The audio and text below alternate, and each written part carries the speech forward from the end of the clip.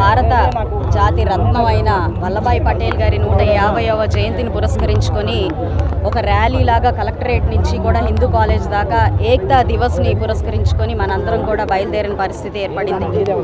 ఈ ఒక కార్యక్రమానికి మన హెల్త్ మినిస్టర్ అయిన సత్యకుమార్ యాదవ్ గారు ముఖ్య అతిథిగా వేయించేశారు. ఆయనకి శుభాకాంక్షలు, ధన్యవాదాలు.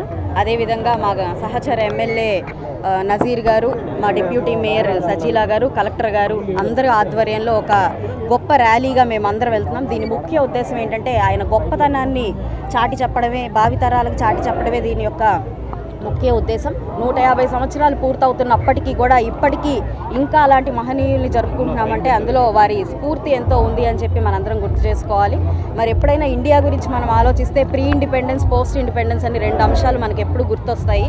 ప్రీ ఇండిపెండెన్స్ అంటే స్వతంత్రం కోసం పోరాడిన విధానము, అందులో అమరులైన వీరులు, ఇవన్నీ మనందరికీ తెలిసిందే. అయితే పోస్ట్ ఇండిపెండెన్స్ ఒక అస్థిరత్వ భారతదేశాన్ని స్థిరత్వం వైపు నడిపించాలి అని అంటే ఎంతో సమర్థవంతమైన నాయకత్వం అవసరం అవుతుంది.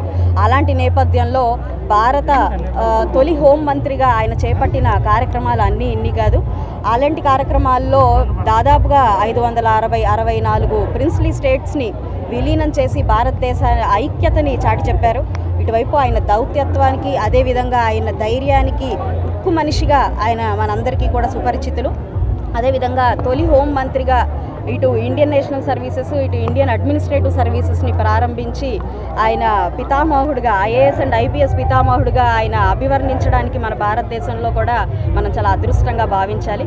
అయితే భావితరాలకు ఆయన స్ఫూర్తి ఎలాగా నిలవాలి అని అంటే ఈరోజు మనం మతంతోనో లేకపోతే నార్త్ సౌత్ అని ప్రాంతంతోనో విభజించుకుపోతున్న పరిస్థితుల్లో భారతదేశంలో ఉన్న యువతలో నుంచి ఉక్కు మనుషులు ఎందరో కూడా ఈరోజు బయటికి రావాలి.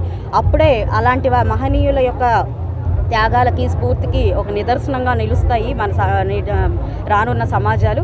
ఈరోజు మనం గడప దాటితే నీ మతం ఏంటి అని అడుగుతున్నారు, లేదంటే మన వీధి దాటితే నీ కులం ఏంటి అని అడుగుతున్నారు, మన ప్రాంతం దాటితే మీ భాష ఏంటి అని అడుగుతున్నారు.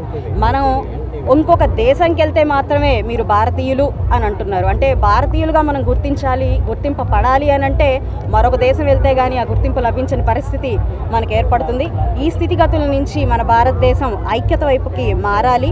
ఇలాంటి మహనీయులే దానికి స్ఫూర్తి, ఆదర్శంగా మనం తీసుకోవాలి. మన భావితర బిడ్డలందరికీ కూడా, మన యువత అంతటికీ కూడా ఇవి నూరిపోయాలి. ప్రతి ఒక్కరూ ఒక ఉక్కు మనిషిగా తయారవ్వాలని ఈ సందర్భంగా అందరికీ పిలుపునిస్తూ ధన్యవాదాలు.